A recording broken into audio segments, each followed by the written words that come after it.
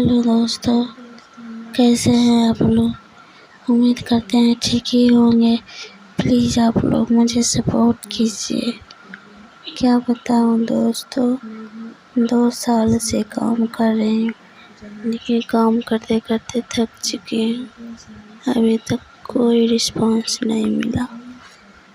Please दोस्तों आप लोग मुझे सपोर्ट कीजिए। छोटे बच्चे हैं, मैं भी अपना रोज़ी रोटी चलाना चाहती हूँ, 2-4 रुपया कमा कर खुद का मेहनत करके। प्लीज़ आप लोग सपोर्ट कीजिए।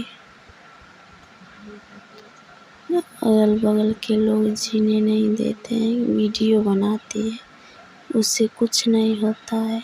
ऐसे ऐसे नचनिया है, फलना जो भी बोलने का होता है बोलते हैं।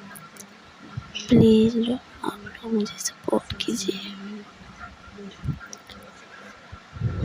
क्या बताऊँ आप लोग को, काम करते करते थक चुका हूँ।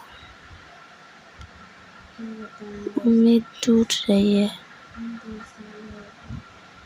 सोशल मीडिया से। मैं सोचती थी कि हाँ मैं हो जाऊँगी कामयाब जैसे सब होते, उम्मीदें टूट रही है।